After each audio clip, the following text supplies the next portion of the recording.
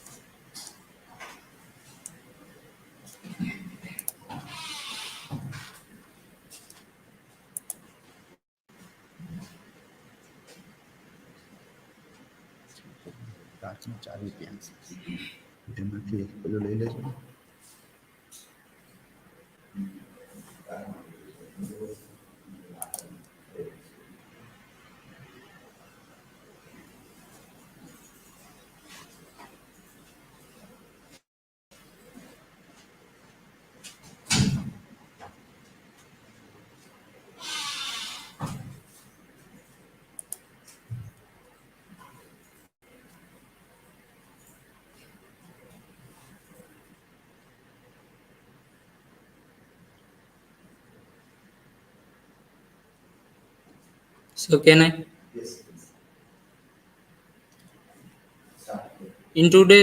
Hello everyone, very good morning to all. In today's presentation session, I am dealing with the topic Pride and Prejudice from Feminist lens. In hurry, this spelling error occurred in prepared. I hope you will all ignore this. This is my self-introduction. This is my content. Now let's see introduction and background. So firstly we see Jane Austen. Jane Austen, the world-renowned English author, completed just 6 works during her time and yet manages to command a legend and fan around the world. Her timeless stories have been turned into a plethora of movies, television shows, and modern adaptations in addition to being translated into multiple languages to cross culture boundaries. Pride and Prejudice. So, Pride and Prejudice, written by John Austen and published in 1813, is a novel depicting the lives of Bennet's sister and their quest for long quest for love and marriage. However, Bennett does surface, it highlights the oppressive societal norms and their impact on women's lives. So, now let's discuss the feminist interpretation in the novel. First, patriarchal society. The novel highlights the patriarchal society that privilege men in terms of education, inheritance, and property rights. The objection of women. Women are often portrayed as an object to be worn instead of individuals with their own agencies and desires. Subverting gender roles. The novel subverts traditional gender roles by depicting women who reject societal expectations and assert their own independence and autonomy. The importance of female friendship. Female friendship is important in the novel and is used to promote the idea of women supporting each other's goal instead of being in competition with one another.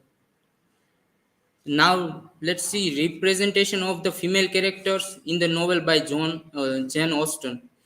First, we see Elizabeth Bennet. The protagonist of the novel, Elizabeth rejects social norms by refusing to marry for financial security and instead values love and mutual respect. As we all know in the whole novel, um Jane Austen portrayed Elizabeth's character as an feminist character. Other character is Jane Bennet, a sister of Elizabeth Bennet. Jane is the exemplifier of ideal womanhood, but she is also a victim of her circumstances who must rely on male protection to secure her future.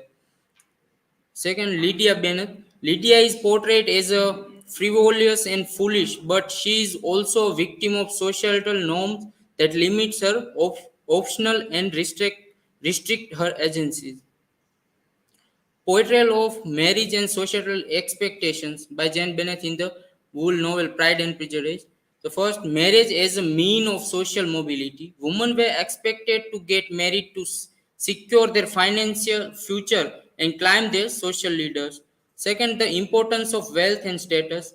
Women were expecting to marry men of equal higher status, putting pressures on them and to present themselves as desirable and attractive. Marriage as a form of patriarchal control. Marriage often perpetuated the power imbalance between men and women, with women being subject to male authority and control. The possibility of love and mutual respect. The novel subverts these tradition expectations by portraying love and mutual respect as the ideal version of marriage. Now, the Wool novel Pride and Prejudice by John Austen have impact on feminism and popular culture. So first, literary legacy. The novel has had a profound impact on literature and has been widely read analyzed for its feminist theme and representation of women. Adaptation and pop culture. The novel has been adapted into numerous film, television shows, and other forms of popular culture, cementing its place in the mainstream and reaching the wider audience. The in novel developed in adaptation culture in today's time feminist canon. Pride and Prejudice has become a seminal work in feminist literature alongside other novels and texts that challenge patriarchy and gender roles. Conclusion. In the conclusion, the portrayal of female characters in Pride and Prejudice continues to resonate with contemporary feminists, and the novel has been held as a feminist classic. Its theme of power, agencies, representation, and autonomy remain relevant and through provoking for readers of all ages and backgrounds. Here are some of my references. Thank you. If you have any questions, ask.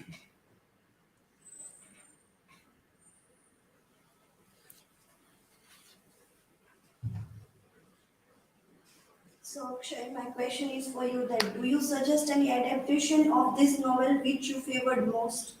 Yes, in the adaptation of the novel, I suggest to first Pride and Prejudice, directed by Joe Wright in 2005, and second is a British television series Lost in Austen, directed by Dan Zeff in year of 2008.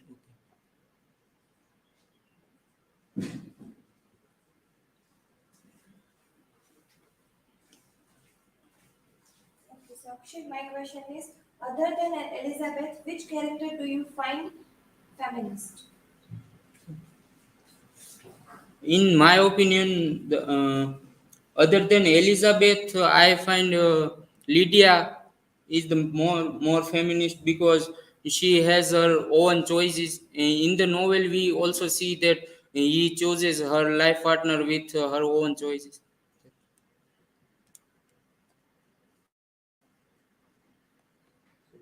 Typing the topic in the Excel sheet also you made a mistake in this and here also. See, spelling mistake. The question.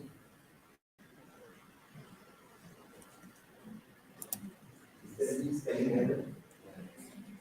What is that? FE. In the Excel sheet also.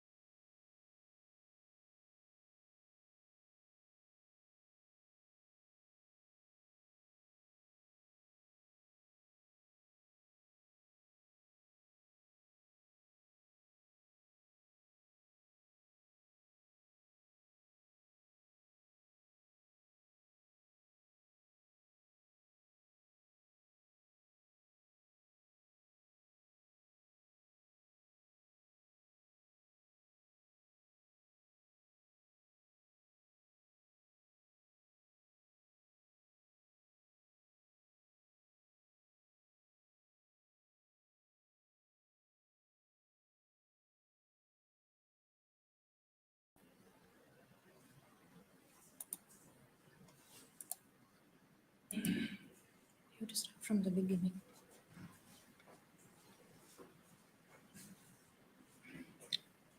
Hello everyone. Today I'm going to deal with the topic Romanticism and Nature in Frankenstein. Here my personal information. Here point to ponder uh, about Mary Shelley, known as Mary Wollstonecraft Godwin, and she was born in August 1797, London, England, and she was dead in February 1, 1851, London. Best known as the author of Frankenstein, she also wrote short stories, poetry, biographies, journal articles, reviews, and edited the works of her husband, Percy Bysshe Shelley. What is Romanticism? An artistic, literary, and intellectual movement that originated in the late 18th century in Europe. Romanticism focus on emotions and the inner life of the writer and often use autobiographical material to inform the work or even provide a template for it. Unlike traditional literature at the time, Romanticism often focus on themes like love, beauty, the sublime, and the supernatural. It emphasizes emotion, individualism, imaginations, and deep connection to nature. The Frankenstein. Frankenstein is a romantic hero in that he is an individual who is willing to challenge society's norm. He is obsessed with the idea of creating life, even though this is something that is forbidden by society. Shelley underlines the enormous power of nature at the same time that she grants a human being, Victor Frankenstein, with the capacity of creating artificial life. Romanticism and nature in Frankenstein. Nature play a vital role in the novel. Sorry, nature is omnipresent in Mary Shelley's Frankenstein. There are two contrasting aspects of nature. The first, Victor Frankenstein violate the norms of nature by creating a living being, and the second Mary Shelley present in a contrast to horrendous spectacle of the man-made monster and his unnatural deeds. A glorious picture of nature that is both imposing and unconquerable. So, a natural element that appear in the novel. Here you can see that four elements: the storm, rivers and lake, mountains, and the Arctic. Nature is often associated with beauty and serenity in the novel. Frankenstein needs nature consolation the most, corresponding to the scene when a creature murders Victor's brother William, and Justin is unfairly executed. After this tragic event, Victor is terribly affected and looks for a support in nature and creature. Uh, Nature also play a role in the creature's revenge on a Victor, as he used the force of nature to isolate Victor and drive him mad. Uh, we can say that in the novel that creature is good-hearted and also innocent, but because he being rejected by humanity, so he being dangerous. Conclusion. Shelley suggests that human and nature are inextricably linked, but that our relationship with nature is often fraught with tension. Shelley says that we we interrupt the nature. That's why nature become dangerous for us. So here my reference. Thank you. If you have any question, you can ask.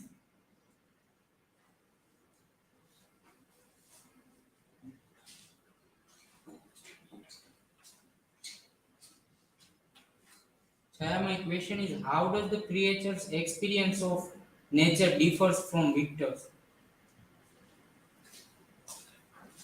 We can say that we can see that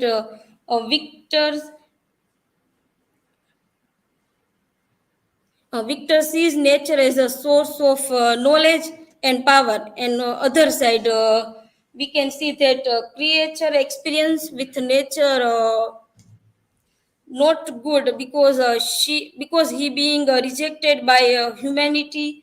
So we differ creature and Victor's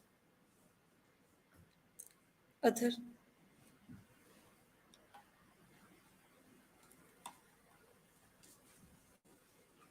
So, Chaya, my question is for you that how does Shelley use nature to create a sense of awe, terror and mystery in the novel? Shelley used nature to create a sense of terror and mystery. We can say that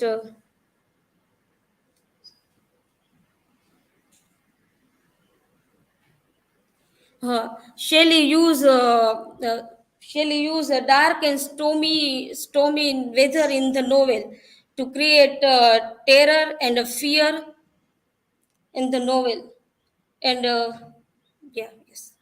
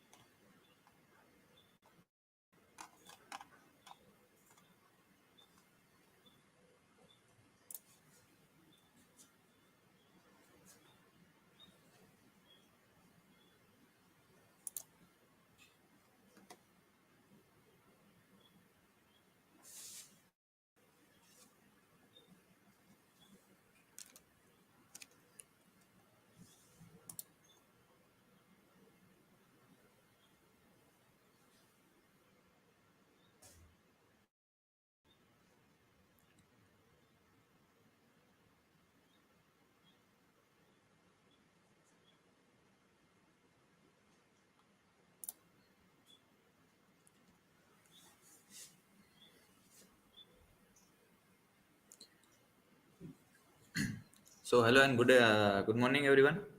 Myself Darshan, and I am here with the presentation Samuel Tyler Coleridge and the Opium Influence. It is my personal introduction. These are the points to ponder. Now the overview. So Samuel Tyler Coleridge is a prominent romantic poet, and he was influenced by the opium addiction, and his famous poems like Kubla Khan and Rhyme of Ancient Mariner reveals opium influence on his art in the Romantic era. Uh, Coleridge's opium addiction played a pivotal role in shaping his personal life and leading to complex struggles and difficulties. Now the introduction of Samuel Tyler Coleridge. He was born in October 21st, 1772 in England. He was a youngest of 10 children, and his father was clergyman. And his father's death was happened when he was only 9, and it it was a left lasting impact on his career and the life. Here is the major works by Coleridge. Now his role in romantic movement. So William Wordsworth and Coleridge consider pioneer of romantic age. Their collaborative work, Lyrical Ballads, is considered a major work in the romantic period. And it explores of the imagination and supernaturals, and he was a significant figure in shaping the romantic literary movement in English literature. Now, opium influence and Coleridge's writing. So, Kubla Khan and Rhyme of Ancient Mariner pen under opium's influence, and it exhibit dreams like hallucinatory qualities. Coleridge believed opium helped him access a deeper creative realms, although it had negative consequences on his health and addiction. Opium contributed to the irregular and fragmented nature of some of his writings, with unfinished projects and abandoned works. He also faces personal struggles, financial issues, relationship issues, and isolation and all. Now, the connection between opium and creativity. So, opium can lead to altered states of consciousness, which may inspire unique and imaginative ideas. Some artists and writers have turned to opium for the inspiration, believing it can help them tap into a deeper creative realms. Uh, Figures like Samuel Taylor Coleridge and Thomas de Quincey used opium and produced creative works under its influence. It is a photo of opium here. Now, opium, a boon or a curse? Opium is highly addictive, and a user can develop a physical and psychological dependence on the drug. A longer term opium use can lead to various health issues, including respiratory problems, digestive disorder, and inspired cognitive function. Opium overdose can be fatal, leading to respiratory failure, cardiac arrest, and death. Opium use can contribute to mental health conditions such as depression, anxiety, and psychosis. The use of opium creativity raise ethical and health concerns, and it risks often outweigh its benefit. Now, Coleridge battle with opium addiction. So, Coleridge started first taking laudanum as a prescribed medicine, but after that he was getting addicted of it. So, recognition of the addiction and its negative impact. Now, Coleridge faced many negative impacts due to the addiction. Now, and after that, he attempted multiple unsuccessful attempts to overcome addiction, including physician assistant, and his dependency on opium continued until his death. The role of opium in his final years. So, in his final years, his creativity decreased, and he faces output and lapses in memory and focus. He also face hindrance in his ability to produce new literary works, and it limits his ability to generate income due to decreased creativity output. And after all, his addiction contributed to his overall decline, and he passed away in 1834, with the opium playing a central role in his tragic end. Now, the conclusion. In conclusion, Samuel Taylor Coleridge's life was marked by both remarkable literary achievements and a harrowing battle with the opium addiction. His story serves a reminder of the devastating consequences of substance abuse, even on the brilliant and creative mind in the history. These are references. Now you can ask me your queries.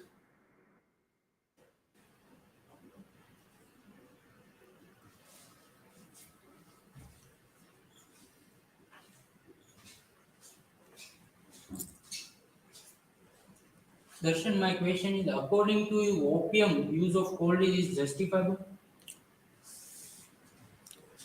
According to my point of view, if anyone's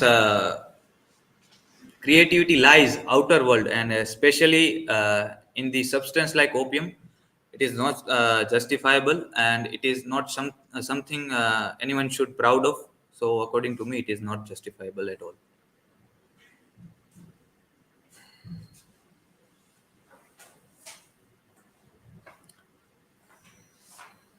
My question is for you. Does Coleridge's relationship with Wordsworth get affected due to substance abuse? Yes, Coleridge's relationship, not only with Wordsworth, but he facing major relationship problems because of the opium addiction, and we can find that in his work, Biographia Literaria, he he many times criticized the Wordsworth work. So we can find that they have developed a bad relationship, and I guess it was because of the substance abuse. Thank you very much. See you at the next presentation.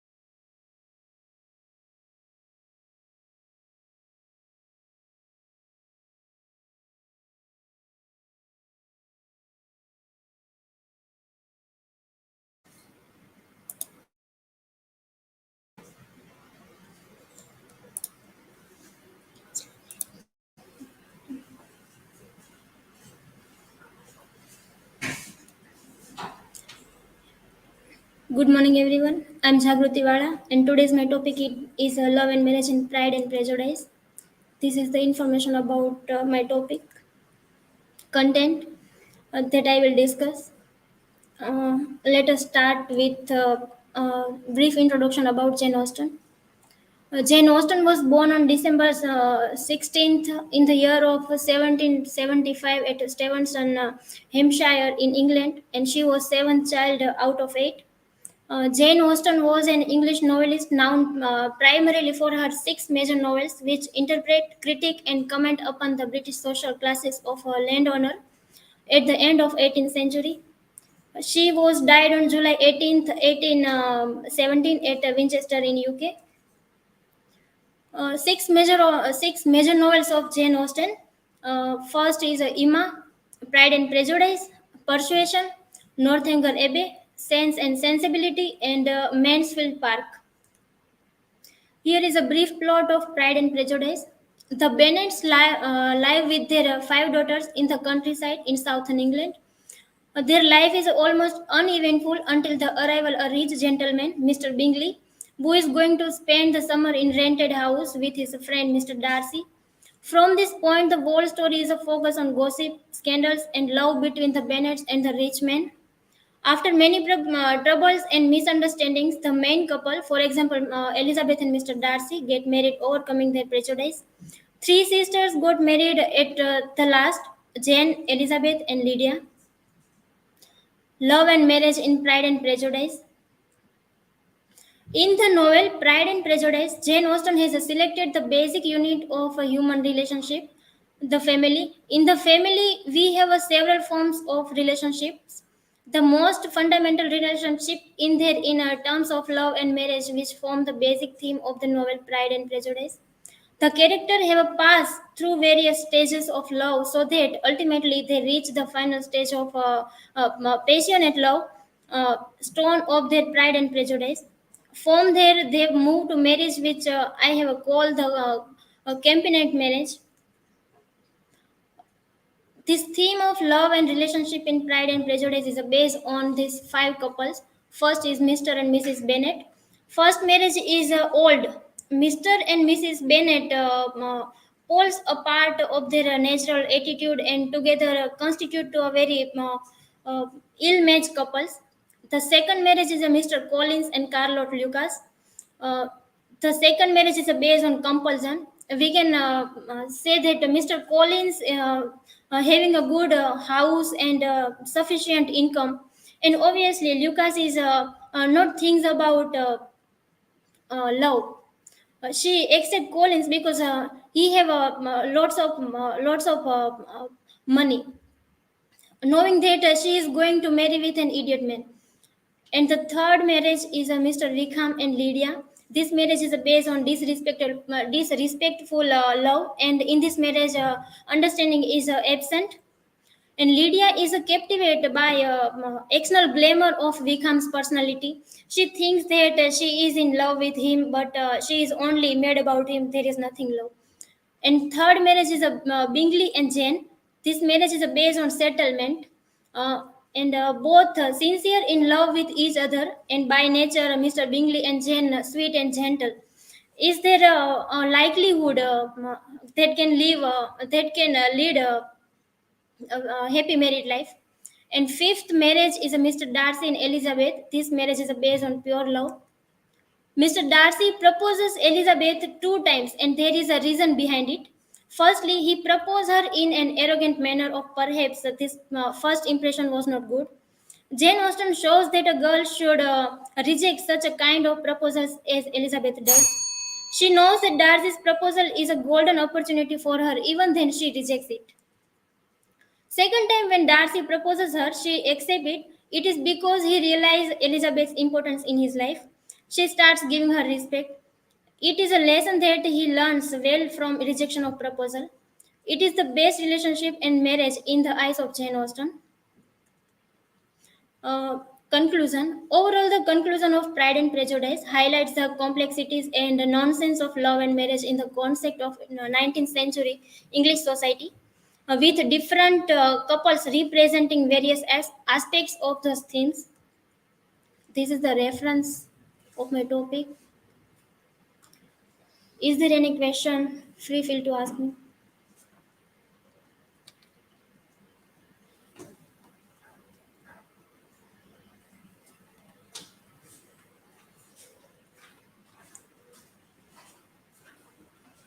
So, Jagruti, my question to you is, according to you, what are the consequences of marrying for the wrong reasons portrayed in the novel? Yes, marrying for the wrong reason can lead unhappiness in marriage, as we can see in Mr. Collins and Charlotte Lucas' marriage. The importance of sufficient affection and suitable also. Yes, this is the consequence of marrying for the wrong reason in this novel.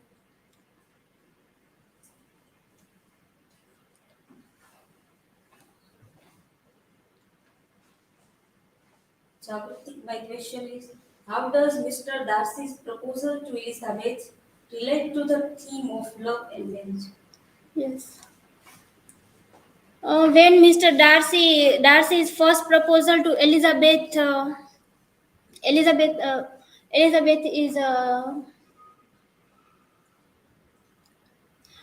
when Mr. Darcy's proposal to Elizabeth is a class based pride and her prejudice against him. However, Mr. Darcy's proposal in second time to Elizabeth expression of love and overcoming those uh, obstacles. Okay, thank you.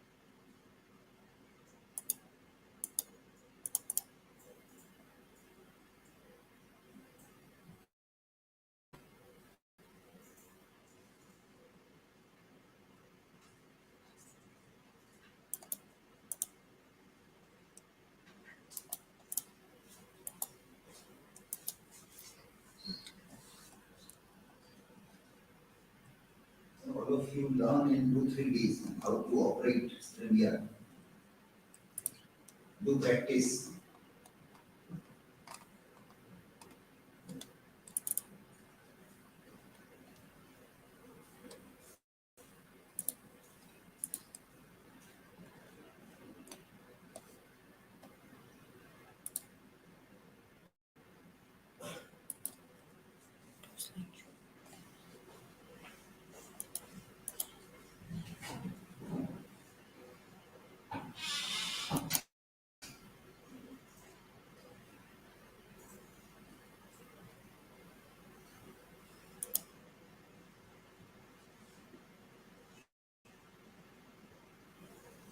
Hello everyone, very good morning to all of you. Today, third day of presentation, I am dealing with the topic gender role in Pride and Prejudice. It's my personal information. Let's point to ponders. Now start my presentation with a brief about Jane Austen. Jane Austen, born December 16, 1775, Stephen, Hampshire, England, died July 18, 1817, Winchester, Hampshire. She was an English writer, novelist, best known for novels such as Pride and Prejudice and Sense and Sensibility, rich in comedy, romance, wit, and satire. Austen's sixth novel also pin sharp reflection of her social and geographically milieu in and around the Hampshire, Bath, and the rest. Gender role. Gender role stereotypic. Gender role stereotyping is the identification of social norms with natural characteristic of males or females as if these were dependent. Gender role in Pride and Prejudice. Throughout history, men have always had a high place in the society, especially during 18th century. Pride and Prejudice take place during this time period and follow the same pattern seen throughout history, in which men were the breadwinners. Men earned the money for the family and held the most prominent position in society, while the women were subjected to these wishes of men. In addition, men had many rights to that women in society did not, including the right to own property. Because men were believed to be physical strong, they were given all of these powers. Women, on the other hand, were morally stronger than men, so they were chains of caring for the children. The novel portrays this gender role in the several ways: women's limited options, male dominance, individuality and agency, marital expectations. Woman limited option. In Pride and Prejudice, the female character, such as Elizabeth Bennet and her sister, face to limited option in her life. Their primary goal is to secure a suitable marriage, as they have no legal right to inherit property because she was not born as a boy. Marrying well is cruel for their financial and social security. Male dominance. Male dominance is evidence in the societal norms and gender dynamic of early 19th century England. Men held power in matter of property, inheritance, decision making, and social reputations. Pride and Prejudice novel, the such as characters as like Mr. Darcy and Bingley hold the power and authority in society depicted the novel because he was belonged to the rich family and upper class society with more reputation and power of the and her norms. They are responsible for their providing for their family and making important decisions because that this century are male are more powerful person in the society. Women are not accepted that non is like a as like a woman is lower than men. See, as a woman is like a lower person, and a man is like a feminine and inferior. And third is individuality and agency. In Pride and Prejudice, she portrayed Elizabeth Bennet's struggle to express her individuality and society that demanded strict social conformity. Characters like Elizabeth Bennet challenge traditional gender roles. Elizabeth is a independent, strong-willed, and refuses to marry for convenience. She seeks a partner who respects her as individual. Marital expectations. The novel explored the importance of economic consideration in the marriage. Marriage was often arranged for financial and social advantages. Such thing is the match between the Carlotus and Mr. Collis. That's both are class different in the novel. Uh, Mr. Collie is like not upper class, but she like upper class family, and she was like a servant like family, and a lower casted working family girl. It's a quote in the novel. It is truly universe acknowledge that a single man is possession a good fortune must be a want of a wife. Its conclusion. Austen portrait of these gender roles reflect the social norms of her time while also subtle critiquing that Pride and Prejudice is celebrated for its strong, complex female character who, in their own ways, defy and navigate the limitation of their gender roles. It's my references and thank you. If you have any question, feel free to ask me.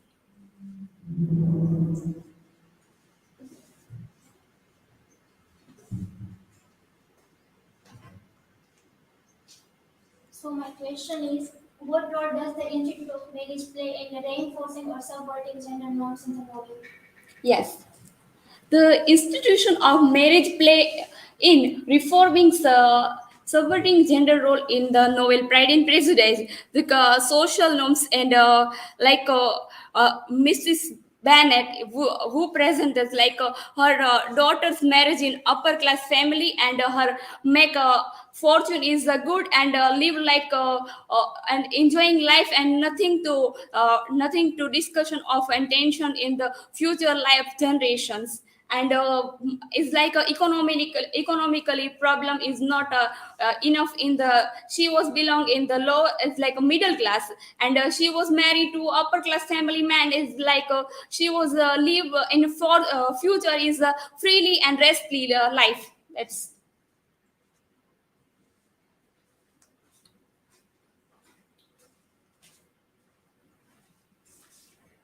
question to you, Kavita, is you have explained the gender roles of 19th century. So do you think education has changed today's situation? Yeah, sure. In 19th century, is women are not more than educated because she was like only secure goal is like a marriage and settle in the upper class and family and live life enjoyable. But now time will change, and I think education change today is women are compare the male with she was comparing male, and now is a woman are more than male in the education system. Women ratio like same in the today's situation. So male and woman are both are equal education in today. So woman in the today's situation is good and better. So thank you.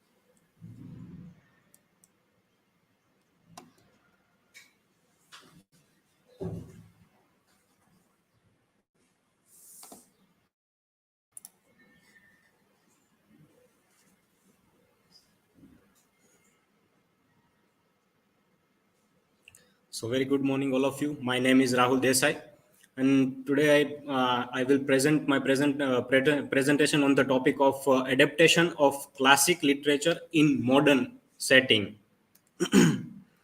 Here my self introduction. Here the index of these points.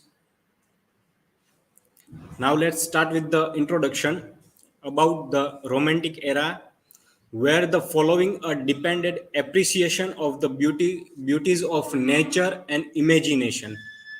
Romanticism, attitude or intellectual orientation that characterized many works of literature, painting, music, art, architecture, criticism, and historiography in Western civilization over a period from the late 18th century to mid 19th century. On the other way, classic literature provides a window into different time period, cultures, and worldviews. The meaning of adaptation is the adapting of a literary source like a novel, drama, short story, poem to another genre or medium, such as a film, theater, stage play, or video game. Here we can find in this photo the stage performance and modern adaptation in modern setting of Pride and Prejudice. Challenges of adapting classic literature: maintaining essence and themes. Integrating the core essence and themes of classic literature into a modern context requires careful craftsmanship to honor the original work. we need to very careful with within adaptation of classic literature in modern setting. Language and cultural references. Updating a language is significant, and as well as cultural references ensure the story remains accessible and relevant to contemporary audience. And then third one is the original integrity. Balancing artistic freedom with respect for author intent is crucial to retain in the integrity of the story of being adapted. Adaptation of Jane Austen's Pride and Prejudice in modern setting. John Wright 2005 adaptation of Pride and Prejudice took a more romantic approach to the novel. The adaptation mostly focused on the romance between Elizabeth and Mr. Darcy. Pride and Prejudice film grounded in realism that turned Pride and Prejudice into a critical success for blending traditional period film traits with a modern approach. We can find in the film The Pride and Prejudice 2005 the modern approach, modern setting, modern background of nature and imagination and many other. Of the biggest changes see in modern setting, that is Joe Wright made to changing the time period from 1813 to 1798. The character of Elizabeth was portrayed the more mature and understanding. Film starting with the Elizabeth Bennet and reading book. Yeah, we can see the modern location and modern background in the adaptation. Wright's team modifies the novel's story structure, setting, and language to appeal to contemporary audience. Wright, who is the director of this movie, mainly focuses on the structure, language, and many other themes. Some popular examples of adaptations like Pride and Prejudice 2005, directed by Joe Wright. Then second is Sherlock Holmes 2009, directed by Guy Ritchie. And third one is Romeo and Juliet 1996, directed by Baz Luhrmann. Romeo and Juliet by Shakespearean play and classic literature to modern setting, convert into modern setting. Creative approaches in Pride and Prejudice 2000 film. Use of technology, use of a digital platform, use of technology for explore the new invention.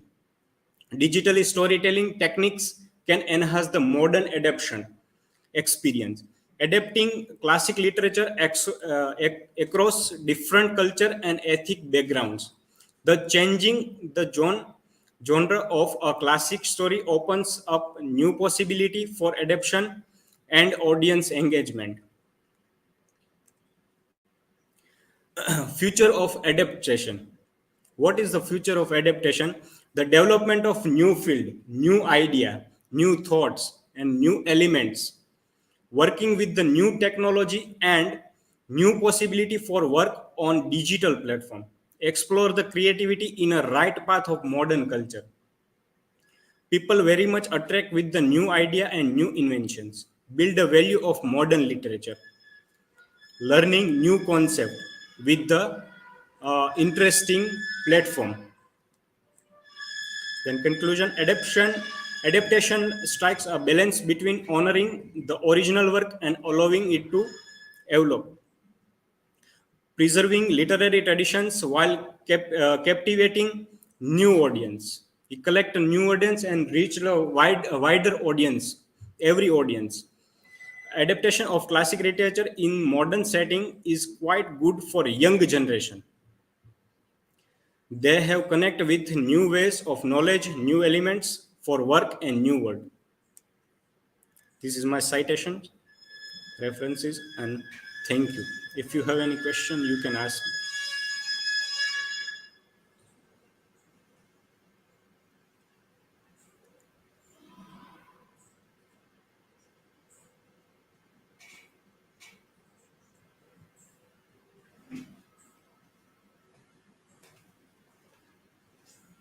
My question is, how does the portrayal of social class and wealth change in a modern adaptation of Pride and Prejudice? Yes. How does the portrayal of social class and wealth?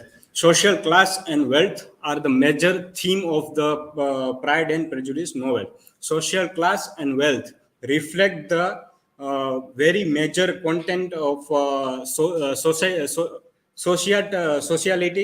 of social value, and also the education, social issues, and modern wealth is we can find in original text, and modern adaptation of Pride and Prejudice also the explore the border of social issues, education, and many other things, discrimination of class conflict, and many other things. Thank you.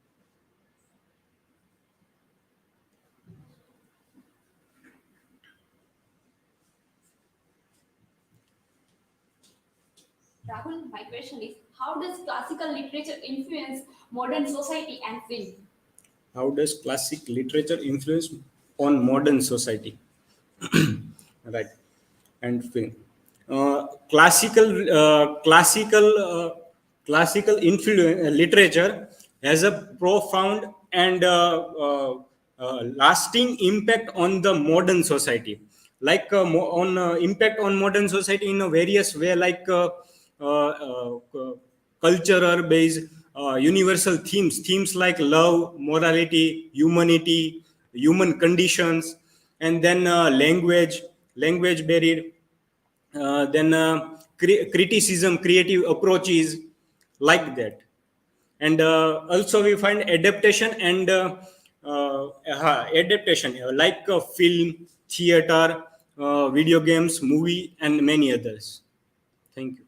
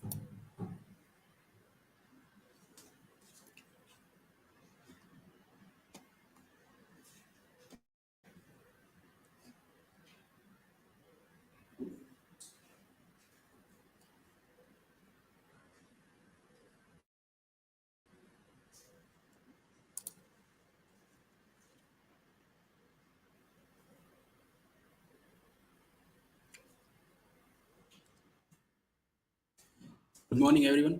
I am AKSHAY, and today we will discuss about the comparative exploration of Frankenstein novel and Fullmetal Alchemist anime. So we'll begin with the background information of the both works. Frankenstein or the Modern Prometheus is an epistolary novel by the Mary Shelley, published in 1880, and in which Mary Shelley tells the story of a young, brilliant scientist, Victor Frankenstein, and his obsession with creating a monster. And on the other side, we have Fullmetal Alchemist, is a Japanese anime directed by the C.G. Mizushima, and it is based on the manga of the same name, illustrated and authored by the Hiromu Arakawa. And the story follows the pair of two brothers, Edward Elric and Alphonse Elric, and they are quest for the Philosopher's Stone, and they want to reverse their consequences of action. There are three keywords that we have to keep in mind. First, according to Merriam-Webster, alchemy is a medieval chemical science and speculative philosophy. In short, alchemy is based on equivalent exchange of energy, and chimera an imaginary monster compounded of incongruous parts, which we can connect with the monster created by the Frankenstein. And the manga, if you do not know the manga is one of the integral part of the Japanese literature, and it is Japanese comic books and graphical novels considered collectively as a genre. First, we have to see the homunculus culture. Homunculus is a Latin phrase for the little man, and it is used to describe the artificially created human beings they are created through the alchemy. There are 7 monsters in a way, homunculus in the Fullmetal Alchemist, and they are representing the 7 deadly sins, the primary human flaws. The creation of monster. As we all know, the Victor Frankenstein was obsessed with the creation of the monster and wanted to create a monster. That he created a huge, hideous monster, and he was able to infuse a spark of being in that. And in anime, there are 2 examples of the creators who create somewhat monster or the use forbidden alchemy theories. The one example is the state alchemist Dr. Shaw Tucker, who produced a chimera, a monster, by combining his own daughter's body and her pet dog. And the Alec brothers tried to perform the alchemy, the human transmutation alchemy, a taboo alchemy, to bring back the dead mother. So these are the monsters. You can see the between the monster that created by Shaw Tucker and the human transmutation as well. The consequences of the creation. Victor Frankenstein pursued his goal in dangerous haste, and and monster has retaliated because Victor Frankenstein, by seeing his hideous appearance, he was not there to see the monster, and this make monster to retaliation, and he killed all the loved ones of Frankenstein. And in anime, Elric brothers, while performing the taboo alchemy of human transmutation, Edward loses his limb and arms, and Alphonse loses his entire body. Pursuit of knowledge. Pursuit of knowledge is in any age. There should be a pursuit of knowledge, not in the contemporary time only. From the beginning, Frankenstein is deeply smitten with the thirst of knowledge. But we have to keep in mind the ethical aspect of the pursuit of knowledge as well. That is not described by the Shaw Tucker or the Elric brothers or the Victor Frankenstein as well. The responsibility and the role of humanity. Victor Frankenstein did not take responsibility of his creation, and that is why he take into the retaliation, and every good act by monster rewarded with horror and violence by the society. And monster compared himself with the Adam from the Milton's Paradise. The fallen angel becomes a malignant devil. Influence and legacy. Frankenstein as a novel has given the enduring archetypes in the English literature, and many of the movies based on these archetypes we can see in the Hollywood and Bollywood adaptations. And there is a widespread influence of the Fullmetal Alchemist as well, and the anime received a critical acclaim for its mature plot and philosophical exploration as well. So these are some movie adaptation of the Frankenstein, and these are the adaptation of the Fullmetal Alchemist. The movie 2017, it is not an anime movie.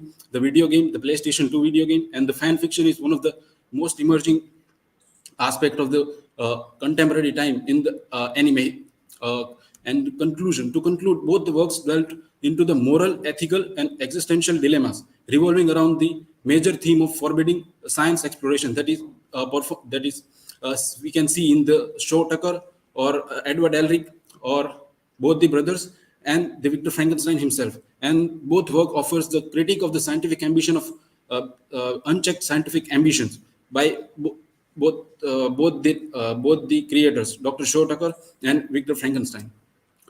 Okay, so these are my references, and thank you everyone. So now you can ask me a question.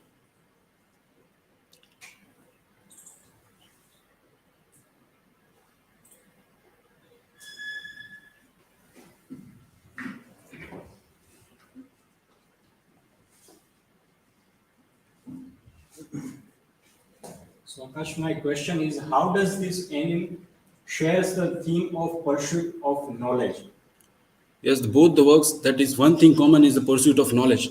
Both the brothers wanted to bring their mother back by using the Philosopher's Stone. Philosopher's Stone is a kind of thing that by that we can attain the immortality. And Victor Frankenstein also wanted to create a monster by combining the inert body parts of the different beings. So both the brothers and the Victor Frankenstein, in a way, were pursued in the knowledge. So yes, this is how they both shares the pursuit of knowledge theme.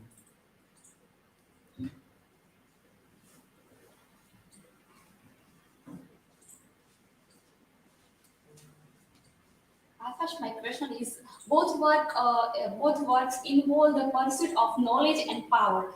How does the pursuit of the philosopher's stone and Alchemist parallel Victor's pursuit of creating life in Frankenstein? Yes, both the works run parallel through the theme of power and in a way pursuit of knowledge. The victors, the both key difference between them was that the both brothers were naive at the time, and they were driven by the emotional aspect because they want to bring their mother back to the life. And Victor Frankenstein, we can see that he was a mature boy, but he was a madness, and he wanted to play the god. So he created the monster. But we can see the pursuit of knowledge is shared by shared in both the works. So, okay, thank you everyone for listening.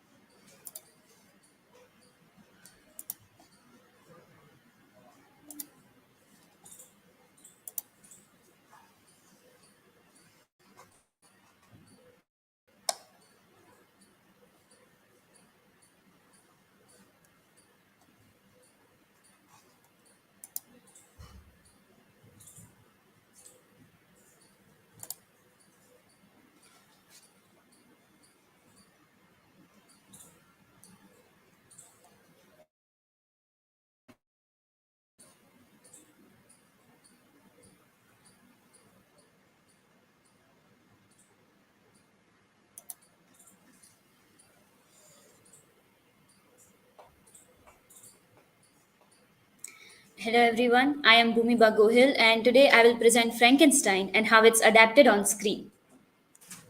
These are my academic information. So let me give you a brief introduction of Frankenstein. It is a novel by Mary Shelley, and it combines gothic horror and science fiction. And it is a story of Victor Frankenstein, who is a student of natural science who creates artificial men from pieces of corpses. It explores themes of scientific ambition, responsibility of creator, and impact of societal rejection. So let us see the first 1931 adaptation of Frankenstein. Whenever any normal person hears the word Frankenstein, this is the image that comes to their mind. This iconic portrayal of Frankenstein is by James Whale in his 1931 adaptation. It is a very famous film of Frankenstein, and it has paved the way for horror films as well. In one of his review, Hall says, "There is no denying that it is far and away the most effective thing of its kind." However, it is quite different in story from the original novel because it is an adaptation of an adaptation. This film is adapted from Peggy Webling's 1927 play. And so it differs in many things. And some of the smaller things like Victor Frankenstein is changed to Henry Frankenstein, and there are additional characters as well. Some of the major changes is violent portrayal of the creature. Mary Shelley portrays creature as a very articulate and intelligent character, and he reads and he teaches himself to speak. And this is not focused in James Whale's adaptation. The creature is very violent, and the philosophical aspect of the creature is ignored. And this film also shows a favor of science. Mary Shelley portrays science as a dangerous thing with unintended consequences, and we should be scared of it. Here, Henry Frankenstein is celebrated for creating the monster and like advancing the science. So the movie portrays favor of science. Another notable adaptation is 1994 Mary Shelley's Frankenstein by Kenneth Branagh. It is a most faithful adaptation. And it has beautiful cinematography. It uses wide landscapes to use, and it uses visual symbolism, and it uses grand epic landscapes to symbolize the isolation of the characters. And it also portrays a sympathetical portrayal of the creature, much like the Shelley's version. As Davis says in her review, Shelley's version and Brenna's version present the monster as something attempting to fit in. He educated himself, became articulate, and attempted to mold himself to fit in with the humanity. This isn't usually the case with classic depiction of Frankenstein's powerful monsters. Other than that, there is a significant change in the ending. So there is in Brenna's version, we have this character, Bride of Frankenstein, you can say. So she is created out of the dead body of Elizabeth, and this entire thing is an additional plot which is not present in the novel. In the novel, the creature demands for a female creature, but and Victor makes it halfway, but then destroys his creation himself. Now we have the 2007 Jed Mercurio directed television film Frankenstein. This is one of the modern adaptation of Frankenstein, and it portrays a feminist point of view because Victor Frankenstein is replaced with Dr. Victoria Frankenstein, and she is not some college student. She is a advanced. She is a scientific researcher in stem cell, and she is experimenting with cloning technology. So there is a significant advancement of science as well. And in Mary Shelley's times, the things that were science fiction were now science. And in this film, there is a maternal relationship is explored. So Dr. Victoria Frankenstein creates a clone of her son so that her son might get a organ donation and might live. But then, due to some mishap, the creature gets the blood of the son, and he develops consciousness, you can say. And so that is how the movie goes, and it also has an ambiguous ending. It does not have a definite ending with the death of the monster or the death of Dr. Victoria Frankenstein. Both of them are taken to a government research facility, and we don't know their fate, so there is an ambiguous ending. Then we have 2015 Frankenstein, directed by Bernard Rose. This is told from the creature's perspective. And now, finally, the creature has a name called Adam. This is, of course, a nod to Milton's Paradise Lost. And Adam is artificial life form created by Dr. Mary and Victor Frankenstein. So here, both the Victor and his wife create this creature, and Adam, and they create him not out of reanimating the dead, but out of nowhere, you can say. One of the producers says in an interview to K, while older version of Frankenstein have focused on reanimating the dead, Frankenstein explores creating the life from nothing, just as Mary Shelley originally imagined. This movie kept many of the themes of the novel just as it is, and just updated the scientific part, you can say. These are other notable adaptations. These are not technically very much similar to the novel, you can say. So we have The Bride of Frankenstein, directed by James Whale. This is a sequel to the 1931 version, and in here a new character of bride is introduced. Then we have Victor Frankenstein, directed by Paul McGuane, and it is from the perspective of Igor. Now, Igor is an assistant of Frankenstein. Again, it comes from James Whale and not from the novel. And then we have Frankenweenie, directed by Tim Burton. And in here, a young Victor Frankenstein uses the power of electricity to resurrect his dead dog. And then his entire class finds out about this, and they also start resurrecting their dead pet animals. And that is how this story goes. And now to conclude. Through this, we saw the timelessness of Frankenstein as well as the advancement of science. We saw that in the older versions how all of this, creating of this creature was a mystery, and it was something new.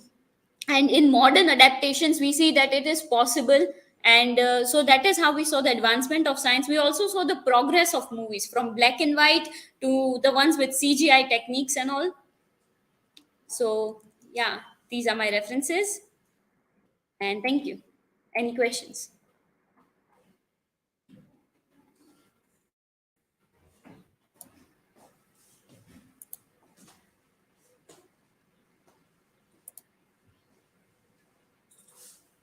Bhumi, how have different film adaptations of Frankenstein approached the characterization of creature? Okay, so there are, as I said, in 1931 version, creature is a horror film. So creature is just this mindless animal. He does not know anything. He does not speak, and his communication is limited to grunts, and that is how he is portrayed in there. Brenner's version portrays it much similar to the Shelley's version, like a sympathetic character, and Adam from the 2015 version is portrayed as a person who has grown up but has a child's brain, and he is quite innocent as well, and that is how he is. And in the 2007 version, the creature is portrayed as a small baby, and because it was an accident and he was made from the cloning technology of a baby, so he's created as a baby, and there is not really much of characterization of that, you can say.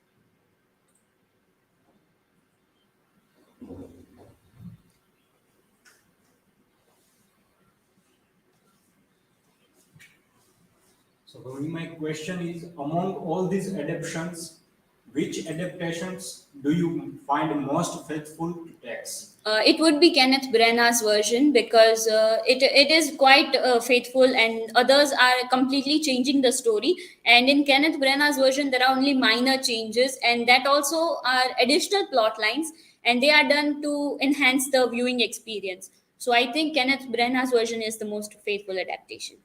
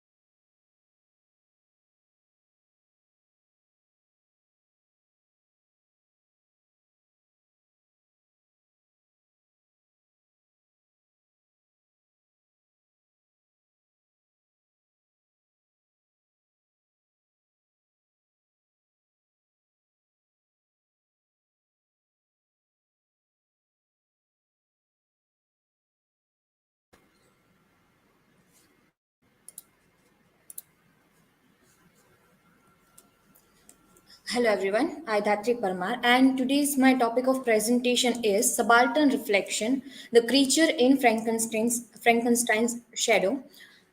Uh, Frankenstein, published in 1880, Mary Shelley's classic and early scientific fiction novel, and in which Victor Frankenstein creature, created through scientific experimentation, assembled from body parts and brought the life through the alchemic means, and in which in this presentation we are going to deal that how the creature is facing such themes like the oppression and social marginalization in the novel.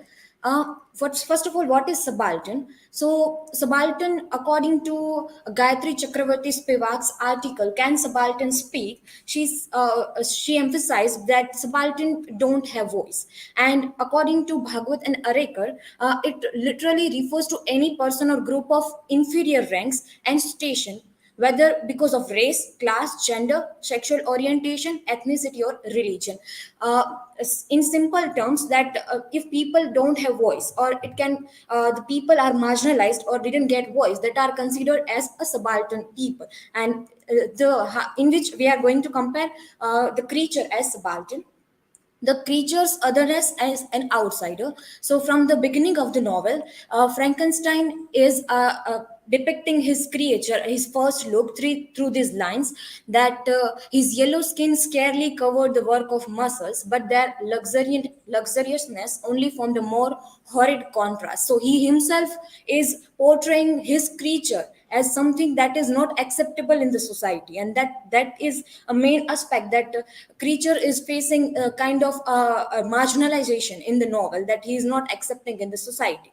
Another incident is that D. Lassie family, who the creature is developing a relation with that family, but as soon as they know that the creature is looking horrible and hideous, then they also kicks him out, and that also makes him feel as other. He's not belonging from human community, and that's why even at that time he also feels that I am belonging from other.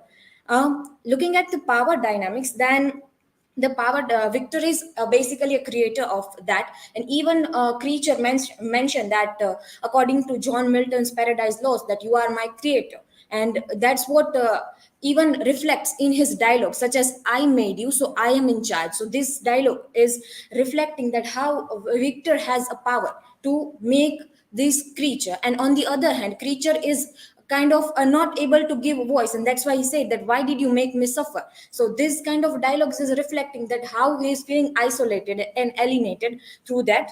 And even Walton perceives the creatures, defines him as a savage inhabitant of some undiscovered island. According to that Webster, that he said that these lines are showing that how he showed the creature as other, or as not belonging from a human, or not belonging from a human community.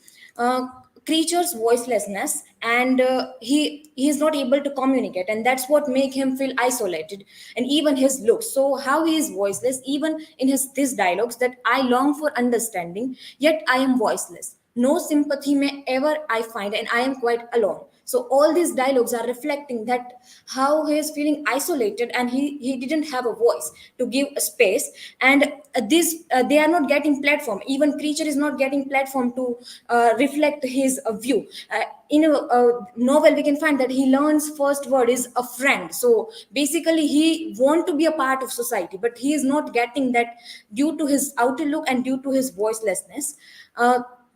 Creature's narrative, mainly the narration of this is connected with the Victor Frankenstein. Whenever the hideous description of the creature is there, it is from the side of Victor Frankenstein. While we are come across the narrative of creature, then creature we can start sympathizing with him, with his dialogues and with his description, that he is not getting space. And even while we are getting to that portrayal of while the narrative started from the creature's perspective, that's what even Gayatri Chakravarti Spivak emphasized, that you have to look at the narrative technique of other, so like a creature's narrative technique, and it highlights that Victor Frankenstein's narrative technique is different, and he described creature as a monster. Is on the other hand, creature is not like, he has emotion, he has thoughts, and that's what he reflects when he started narrating the story.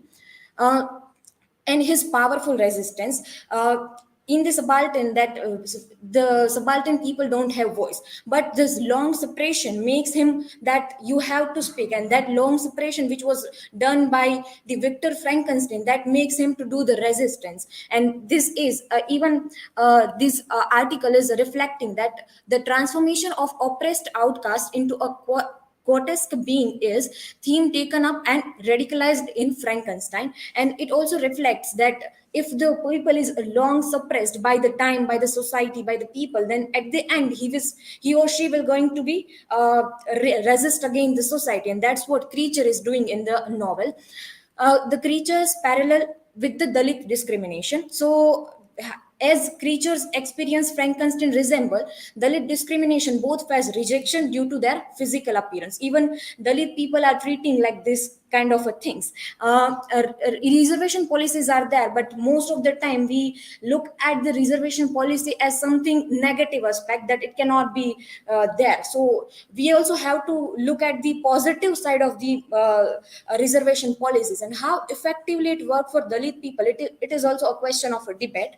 And through the movie, it is primarily about the atrocity and oppression that the state inflicts on the poor and unprivileged. In the essence, in caste, the caste-driven inequality is there in the Jai Bhim movie, which was directed by T.J. Ganwell. And in one article, Manoj Bhagat, a change-maker movie Jai Bhim, stated that the film Jai Bhim has shown a caste-based prejudice is deeply rooted in our society, that still Dalit people are facing a similar kind of a thing in our society, like creature faced in novel Frankenstein.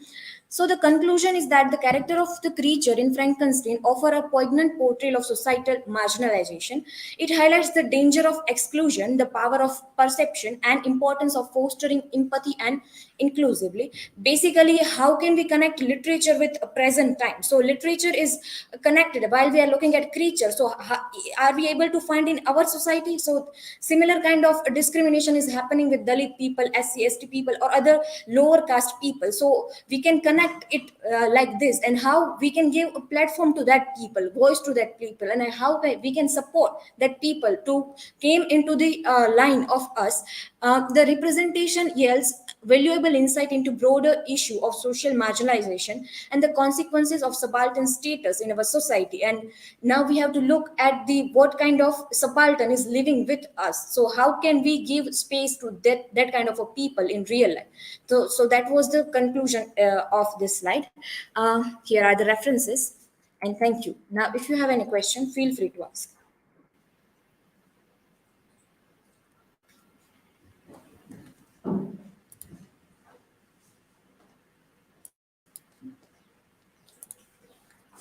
Dhatri, what do you believe would have occurred to the creature if Victor had fulfilled his role as a creator?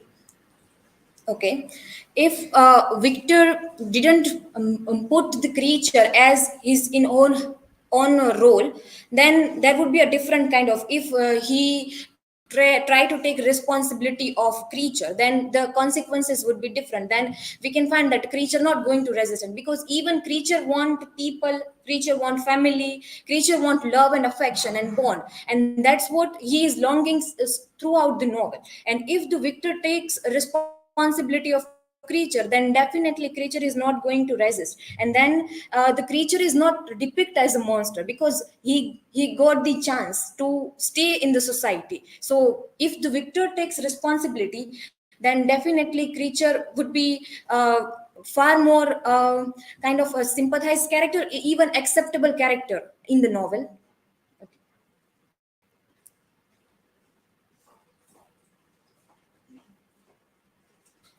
Dhatri, you described that creature is isolated. So, do you think if the creature had a companion, like he requested, he would not be violent monster and live peacefully like he promised? As we know the plot of the story, that creature longs for relationship, human acceptance. And if Victor uh, going to make a similar kind of creature or partner, companion for him, then he definitely goes to do whatever he promised, that I am going at another place and I will lie. But the thing is that Victor got scared that if he start again resisting, then what kind of the thing is going on. So is the point of view, that is the point of view of Victor, while we are completely rely upon the creature's view, that if he promised the thing, that he definitely do that. Even with the D Lassie family, we show that how he helped that family and he tried to be the part of that family. So if he got the companion, then he surely goes away from the life of the Victor and started his life there. So that could be consequences. Okay, thank you.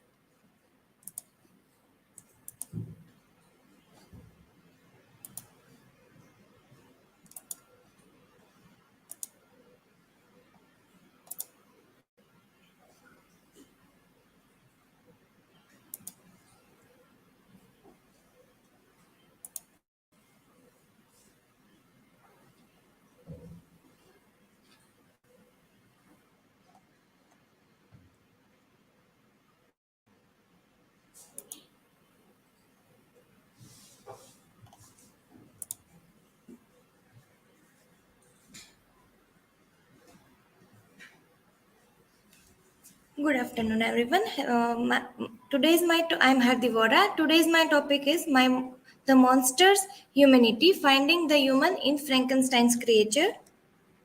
This is my personal information, table of content, and now let's see the introduction of Frankenstein and the creature. The novel written by Mary Shelley, and it is also known as the modern Prometheus, and published in 1818. It is a combination of a gothic horror story and science fiction. The book tells a story of Victor Frankenstein, who is a Swiss student of natural science who creates an artificial man from pieces of corpse and brings his creature to life. This is a one quote from Frankenstein. Life, although it may only be a accumulation of anguish, is dear to me, and I will defend it. And the Frankenstein elucidated a story about the subject which does not correspond to the Frankenstein intentions. We can say that the creature does not turn as a Frankenstein had envisioned him. In making the self first through his project of creating the creature and then through his narrative enterprise, Frankenstein fabricates a fictional other several steps removed from originally signification. The second one is the creature as the excess in identity. Fractured Frankenstein wished to the create creature in his likeness. Frankenstein desired to remember his identity after the death of his mother by creating the creature.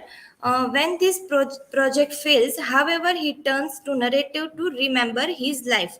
The remembering of identity and texts founder Shelley shows that attempts to construct a composite text and subject are fictions to be dismantled. Narrative in this text is divided among three narrators: Walton, Frankenstein, and the creature.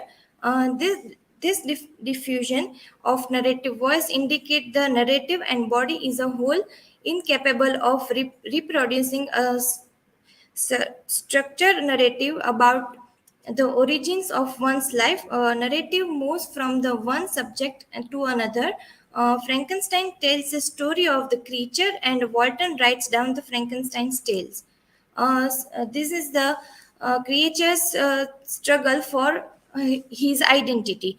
The monster in the novel, Frankenstein seeks to get rid of the identity known simply as the monster by replacing it with a new identity. He tries to achieve this goal via friendship and marriage, but both attempts failed ultimately. The stereotypes of another anthropocentrism proved to be the major obstacle in the monster's journey of identity seeking. Thus, the problem of stereotype and anthropocentrism existing among humans is addressed in the novel. The monster is nameless since he comes to the world without name means being rejected by human world, or some human beings are hitting him and escapes from him. So in the human world, most monster lives in identity of others. He is simply labeled as a devil, which is an identity of the proper with his true place. So in monster's life, he makes two attempts of the proper. First is monster's identity search through friendship, in which monster to be loved to wanted to be loved with humans, but humans can't accept him as their friend. And the monster's identity searching through the marriage is when monster met Frankenstein, Victor Frankenstein. He told Victor that make a bride for him, but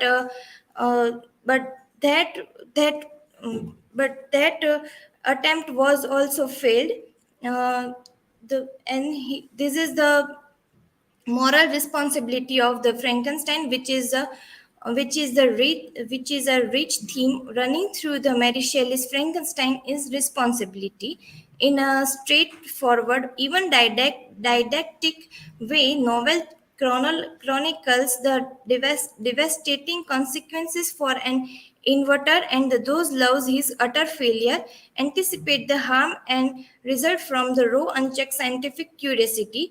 The novel not explores the responsibility of the Victor Frankenstein as for the destruction caused by his creation, but also examines the responsibility he owes to him. The creature is new being with emotions and desires and dreams that quickly learns cannot be satisfied by human, who are repulsed by his appearance and terrified of his brute strength. So the creature comes to Victor, pleading and then demanding that he create a female companion with whom he can experience peace and love. While Victor is grappling intellectually and practically with the implication of being responsible both for and to the creature, he is also experiencing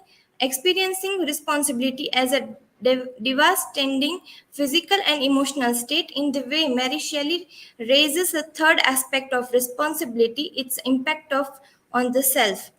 In a conclusion, we can say that the novel includes the central theme of alienation and the search of sympathy and by the monster. Victor Frankenstein's alienation explores the creation which leads to tragic consequences, and also the abandonment of the creature he brings to life results the creature's isolation and suffering, highlighting the destructive impact of alienation. Throughout the story, sympathy is also a recurring theme. As a reader, is a challenge to empathize with both Victor and the creature, raising question about the consequences of social rejection and the human captivity for compassion. These themes underscore the moral and ethical dilemmas at the heart of the novel. These are my references, and thank you. If you have any doubt, you can ask question.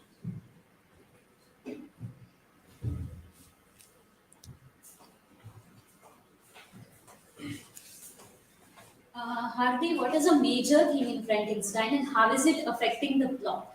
Uh, uh, the response, as I discussed, responsibility is a major theme of Frankenstein, and we can see that it affecting the plot.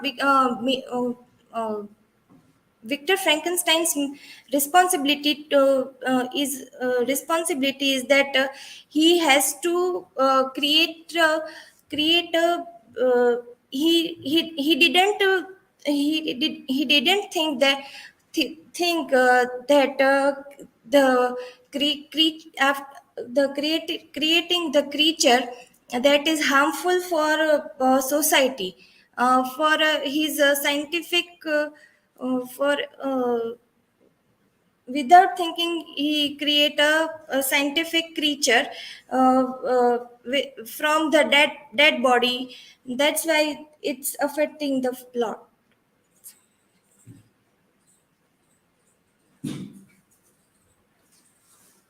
Hati, my question is for you. In today's context, how does Frankenstein's creature compare, and to what extent do we observe humanitarian behavior in our society? Okay, so Frankenstein creature compared with the ethical and emotional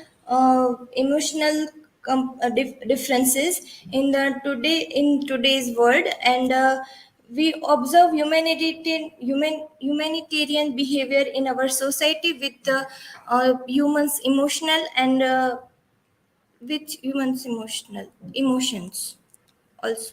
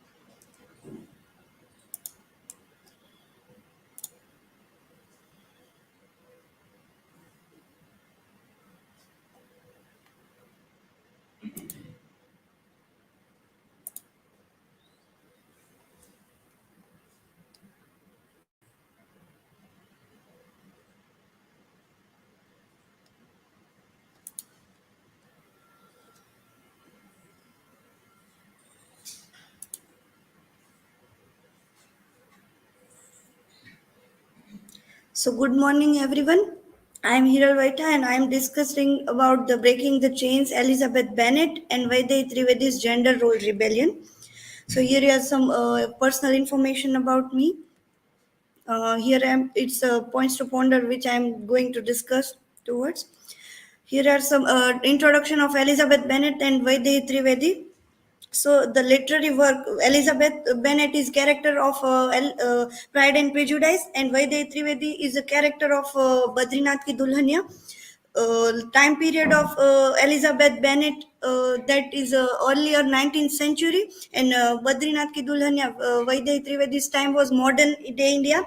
Cultural background of Elizabeth Bennet is English gentry, and the Vaidhi Trivedi's cultural background is Indian middle class. Attitude towards marriage about Elizabeth Bennet is reject advantageous marriage for love, and Vaidhi Trivedi refuse arranged marriages. Defense and gender roles about Elizabeth Bennet challenges social norms, and Vaidhi Trivedi rebels against the tradition. Relationship with men about Elizabeth Bennet, complex with Mr. Darcy, and about Vaidhi Trivedi rejects Badrinath advances. In the case of Elizabeth Bennet, growth and empowerment, experience personal growth, and the Vaidhi Trivedi's case learns to stand up for herself. Impact on literature about Elizabeth Bennet, iconic literature character, and in Vaidhi Trivedi's character represent modern India women. So I'm going to discuss education and intelligence in both character. So in the Elizabeth Bennet characters, she was a very strong and strong-willed woman, because she wants to marry a right person, not because of her family pressure. So because of that statement, we can find that she was very strong-willed, and she was also independent, because she find that what I want to do and what I want to know, what I want not to do. So mm, at that references, we can find that she was independent. She was very quick and witted, because she refused the proposal of Mr. Darcy and Mr. Collins also, and she was also spirited. So I'm going to discuss the Vaidhi Trivedi. She was also ambitious, according to towards education, and she was also determined person, because of she wanted to be an air hostess. She was also independent, because she was a character of modern Indian time. She was also like modern thoughtable person, because she don't want to marry that type of guy that who have patriarchal thinkingness. So here are family dynamics in the Vaidehi Trivedi is gender bias discrimination. In the movie begins with the girls word preferred as a liability and boy as an asset. So she don't like that gender biasness in the society. She also have many questions on marriages. Vaidehi's character challenges traditional marriages norm. Why the girl seen a financial burden on her parents, and why must the parents sacrifice their own life on to spend money on their daughter's marriage. And she also defines of a patriarchy. She don't like that much patriarchal thinkingness, so that's why she also defend that patriarchal thoughts. In the Elizabeth's family dynamics, a large family, the Bennet family consists of Mr. and Mrs. Bennet and their 5 daughters. Lack of male heir, and Mr. Bennet's lack of the hair puts pressure on the family to secure advantageous marriage of their daughters. uh, Mrs. Bennet is Mrs. Bennet was too much focusing on the marriages, but we don't find that Mr. Bennet don't that much focused on the marriages. He wants to that focused on your own self, but don't focus on that much on the marriage. Uh, in the financial instability, the family's modest income and the lack of male heir and create financial uncertainty and motivate the urgency for marrying of their daughter. So the conclusion is Elizabeth Bennet and Vaidehi Trivedi both are the strong, independent, and the challenging women who against the societal norms and the gender dynamics. They both are questioning traditional patriarchal norms also. And Elizabeth was iconic character from the 19th century, and also the Elizabeth. From the modern Indian time. So the both character are underscore the significance of individuality and the need to combat gender bias discrimination and patriarchy. So here are some resources of my presentation. And if you have any question, so you can feel free to ask.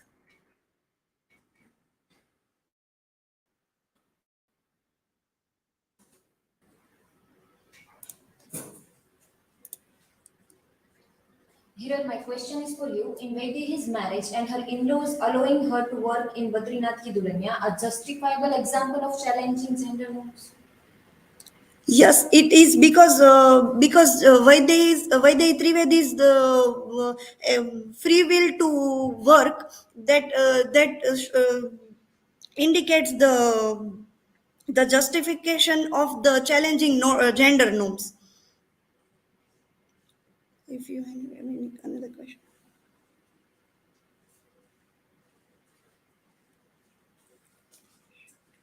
Kiran, my question is, according to you, which work you prefer more faithful, Pride and Prejudice or Badrinath Ki Dulhania, and why? So I prefer Badrinath Ki Dulhania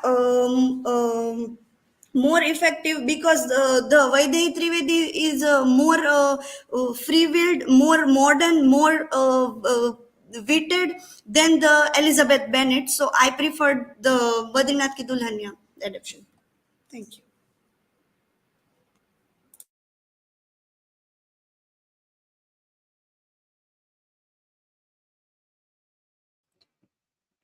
Okay, so that was the last one for the day.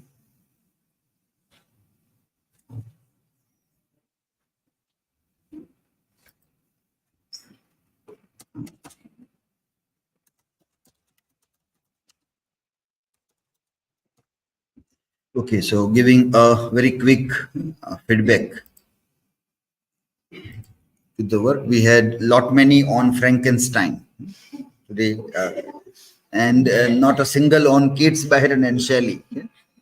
So that also you can think of that if there is some topic which are left out, then that can be taken into consideration by somebody, so that there is a balanced presentation of all the things. Okay, so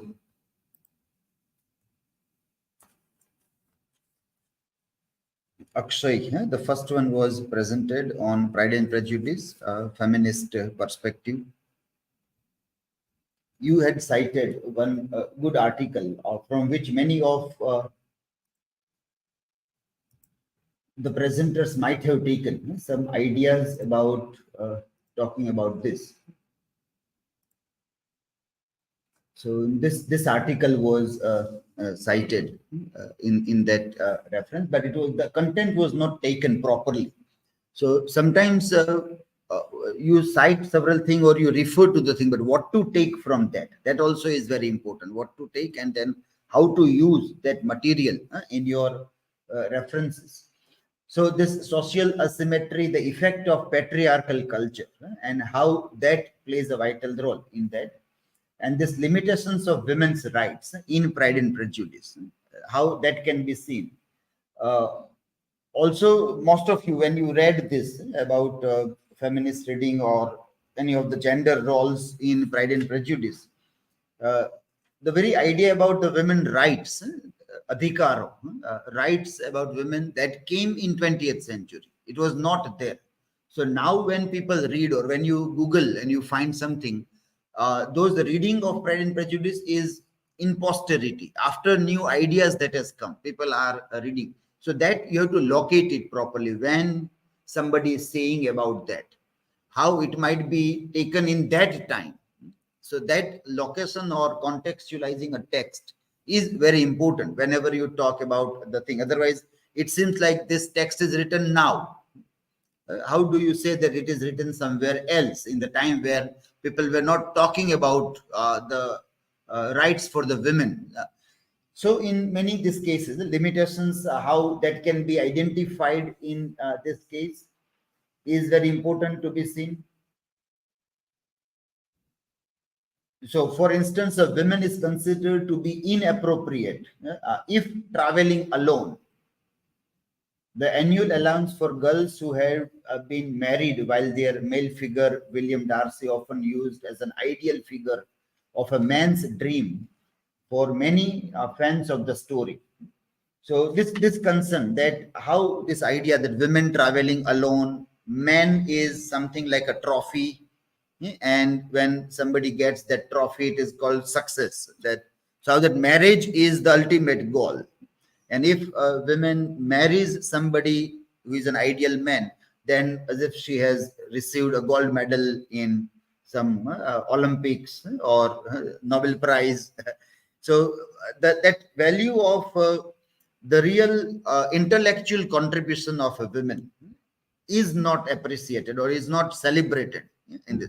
So even in the film, you might have seen at the end, like she is happy to be known as Mrs. So-and-so.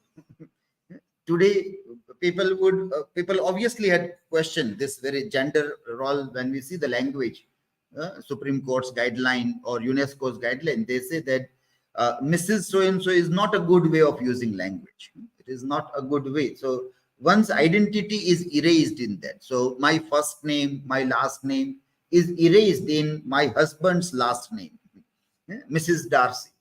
So where is Elizabeth? Where is Bennett? Everything is suddenly, and she is happy calling herself Mrs. Darcy, which is to be questioned, and seeing that. So that way, this whole thing becomes important to be seen. Education of those days and how the education was, what was education doing in a context also. So that all women as a commodity matter. So women as a commodity matter.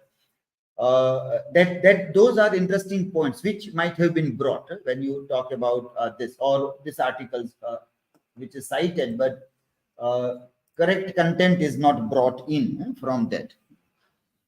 CHHAYA presented on Romanticism and nature in Frankenstein.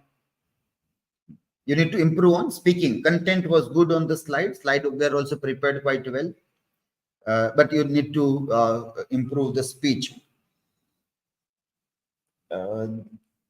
Darshan presented well on opium. That was a good topic, little bit offbeat topic that you have taken. You also have cited a couple of good resources. Maybe this article was cited in your work. So when this point is talked, Samuel Taylor Coleridge and opium. So what is the authentic material about that? Is it only people talking, or there is some real cases also? So there was a real case against him also in Malta when he went, where like Britain, opium was not legally allowed. In Britain, there was no rules against opium. So there are lots of people talking about legislation, rules, that whether opium can be allowed or not. If you see in Indian context, we have Aghori Samaj, and we have Sadhu Sant and their way of life, where it is allowed. This kinds of opium and the things that is allowed. And now no police will make a case against them, though legally it is not allowed. So that legality is coming because of coloniality. So if you think of a pre-colonial India, then there is no case against having opium, and people normally have it. Chilam, and that is a normal lifestyle in Sadhu Sant, some of the Sadhu Sants in India. So that is how it is. England also, there was no such rules against it. Then they were talking about, and Coleridge's case might become an interesting case. He in this article very interestingly says that he was aware about the side effects or the bad effects on the health of opium, because they argue, Paul Kasser in this article, he gives a very interesting argument. Dangers of opium administration, the addiction, state control, the need for that on consumption of opium. So in contrast to Great Britain, consumption of opium in Malta has been regulated by legislation. But in England, it was not. So there was this case in Malta against Coleridge. This is where it says, with regard to Coleridge's self-administration of opium, means he was taking opium on his own, he was using that. It must be borne in mind that he was not without medical knowledge on the use of drugs. So he had that medical knowledge of using this drug properly. So he was doing that. And then he says, indeed, in his adolescence, he attended the London hospital for a brief apprenticeship with a surgeon. So it says that he has also worked with a surgeon, done apprenticeship, so he's aware about some medical things, how to administer it and what are the effects of those things. He thus had the opportunity to read English, Latin, Greek books on medicine, as he was familiar with the other two languages also. So, but he wanted to see that what are the disagreeable effects of this, and one of his wishes also want to see that England puts a ban on that. But that never happened. That was not possible during his time there. So this is a good article where some authentic things are given about this. But in your article, in your presentation, you should also have brought this idea that how opium in such kind of evidence, where Coleridge says that because of opium I was able to write, or somebody else has done that investigation and told that without opium he might not have written this, or with opium he might have written, then we can have the authentic claim. So either he might have said or somebody might have said. That we have to search before we say that how opium influenced his writing. Then one slide you are talking about the connection between opium and creativity. So now that also, who has proved it? Is there any psychological study, any medicinal study which says that there is an influence of opium or any of the drugs on creativity? That can be brought in to, and we have to say, so-and-so research article, so-and-so people, they are saying this, and so you make a claim on that. Opium is very fatal. Who proved that? Who told that opium is? Because traditionally, all these herbal drugs, which are addictive are consumed by people in traditional societies. I gave the example of Indian traditional society, wherein people do consume and you can't take any legal actions against them. When there is this Kumbh Mela, lot many people will be doing that, and nobody can take a legal action against those. So when this idea came and how people are debating on this marijuana, we write marijuana, pronounced as marijuana. Also, there are lots of conflict, and many people are fighting to make it legal in America. It should be made legal. It is a herbal drug, and it has a good effect also. It has a bad effect also. So when and how we came to know about the fatal thing, those things can be searched and can be presented. But it was a good topic that you presented on Jagruti, on love and marriage. These all topics with the first article that we have said, you have to go a little bit deeper into that to see that. Kavita on gender roles, you presented. Okay. Now there was a question also. I think Darshan asked you about education is making any change or not in this very idea. So the very concept of marriage is becoming problematic, which subsequently after when we discuss HARDI also, we have seen that how that institution has been problematized. So that comes after this. At this time, you still think that, well, I exercise my choice in marriage, that is my victory. But that was 18th century. Now we are in 21st century. Now, even the very idea about marriage, whether willingly or unwillingly, or whether one should do that or not, that all is also questioned. And people see for everybody, like for men, if marriage is important, working also is very important. Men can't say that I will marry some rich woman and be happy. No man can plan the life in that manner, that I will marry some rich lady and then I will be happy singing Halarda with remote in the hand and doing the thing. So that is that gender dynamics. That is how gender rolls. Now women also said, why should I also have a rich man and be happy? Like why should I not also work and be independent? By the way, men is forced to work. Men also don't want to work. પુરુષોને કે કામ કરવું ગમતું નથી. That video you might have seen, Shahrukh Khan says કે મને મજા કરવી જ ગમે, પણ સફળતા જોતી હોય તો કામ કરવું પડે. Sacrifice, મજાને sacrifice કરવી પડે. That is, now women also have started looking in the same manner, that if I want a success, that should be my success, not somebody else's success on which I should be happy. That way it is changing. That even you can bring in when you talk about what education can change. Rahul on the adaptation. So now again there is this problem. In adaptation, Bhumi presented well, and you can see from that when adaptations you are talking about progressively, it should bring in some change, and you have to talk about that change, that how there is a female doctor now, a female surgeon or female scientist, and she's working now on stem cell. Stem cell were not there in the days of Victor, in the days of Mary Shelley. So Mary Shelley can't imagine that.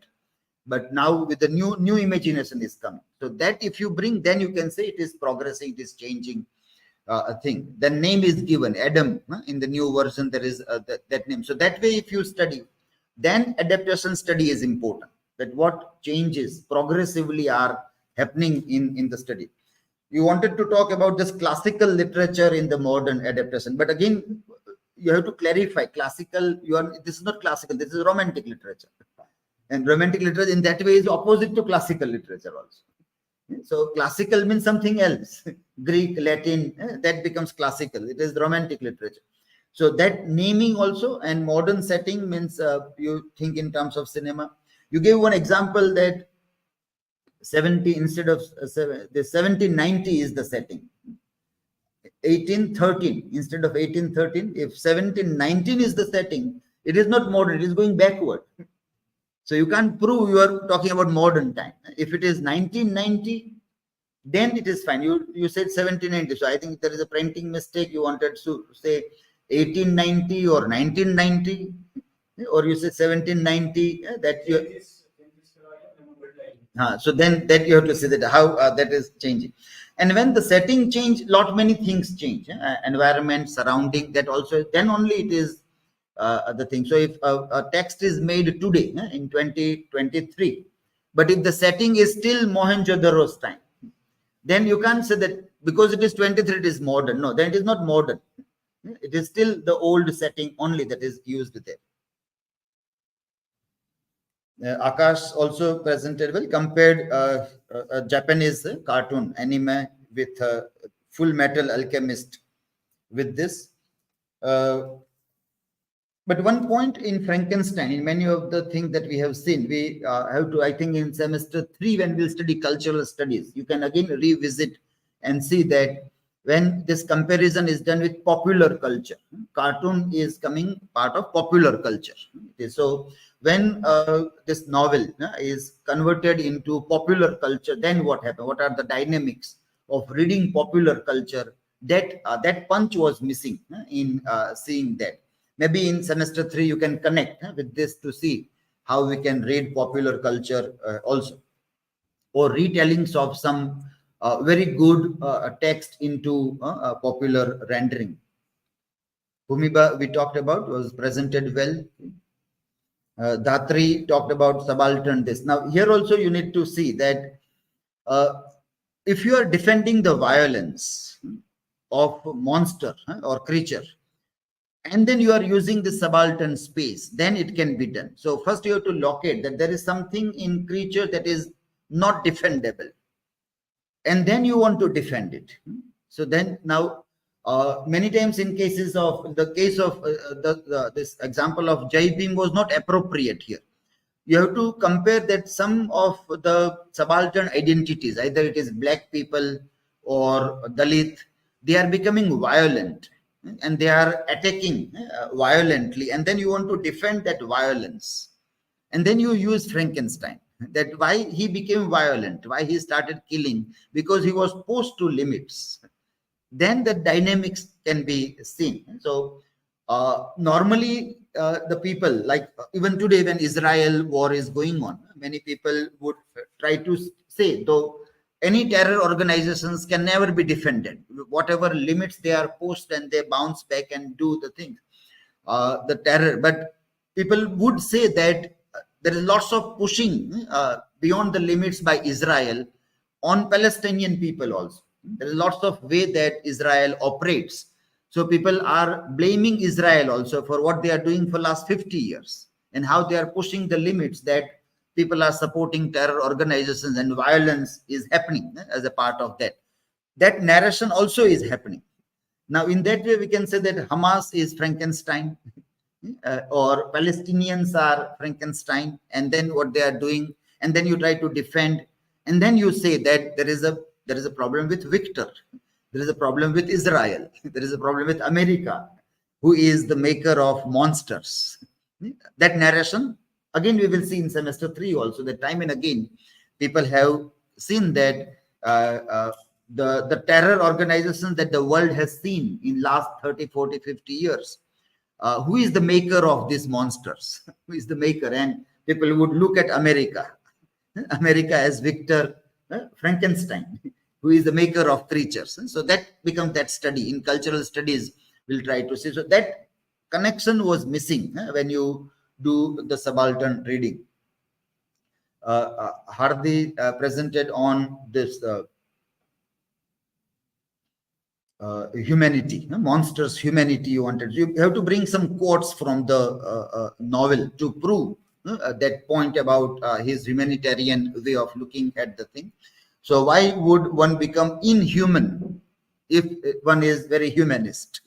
Why would one kill somebody? That is that idea that why would anything happens, whatever happens, worst of the worst happens, but why would one kill the another? As soon as one start killing the another one, it will be very difficult to defend the killer.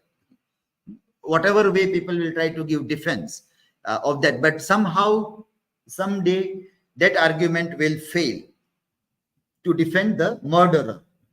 So it is very difficult to find that on humanitarian ground somebody is killing the another person. Very difficult position. People have done that in variety of manners, variety of ways. People do defend those things also, but that was missing in the presentation. You have to strike that why would people kill somebody on the grounds of humanity? એમને દર્દથી છુટકારો આપવા માટે મૃત્યુ આપવાનો આવે, જેને આપણે યુથનેસિયા કહીએ, medical murders, euthanasia, that is there. So can this be connected with that? That he is trying to free the people from the pain, and so on humanitarian ground he is murdering the people, then it can be justified. Otherwise it is very difficult to see that. So when you Google, you find that, well, this all arguments are made, but you are not able to connect that why they have made this argument, on what ground. એ કેટલા પગલા ચાલીને અહીંયા પહોંચ્યા છે. એટલે તમે સીધું પેલું પેરાશૂટ લેન્ડિંગ ત્યાં કર્યું એ ટેકરા ઉપર. કોઈ એ ટેકરો ચડ્યા હોય, એક પગથિયું ચાલીને, એટલે એ દરેક પગથિયાને એને ખબર હોય, આ પગથિયા પછી એક બીજું પગથિયું મુકાયું હોય, એ મુકાતું હોય એ ખબર હોય, પછી એના ઉપર લોકો ચડ્યા હોય, પછી એના આગળનું પગથિયું મુકાયું હોય, પછી એ ટેકરો બની ગયો, લોકો જતા હોય, પછી આપણે અચાનક હેલિકોપ્ટર આવે, પેરાશૂટ લેન્ડિંગ આવે, એટલે આપણે ગૂગલ કરતા કરતા સીધા ઉપરથી ઉતરી જાય ટેકરા ઉપર, અને આપણે કન્ક્લુઝન કરીને પ્રેઝન્ટેશન. તો એ બધા જ પગથિયા મિસિંગ થઈ જતા હોય છે એની અંદર, એ સ્ટેપ્સ મિસિંગ હોય છે. સો there is a huge gap that one can see in that. Hiral was also good comparison of this character Vaidyahi Trivedi in the recent film, and this also. Okay, so comparison was well presented in that last one also. This question was good, that if in-laws are allowing, then how do you see that? Because you can answer in that way, that as soon as if somebody is allowing one to do, then you are not free. Those who allow are in power position. So if somebody is allowing, means I am a giver, my hand is up. You are a taker, your hand is down. So this allowing thing is still problem. The very word allowing somebody to do something is very problematic. There was this dialogue, a small dialogue, which became viral in one of the film, I think Dil Dhadakne Do, or there was that. Allowing, my husband is allowing me to do. So the lady, I think, was very proud to tell that, well, I am happy that my husband, my family are allowing me to. Then suddenly somebody says allowing. So then you can understand that there is a problem with allowing. The word itself is problematic. Okay, fine. So we end this session here.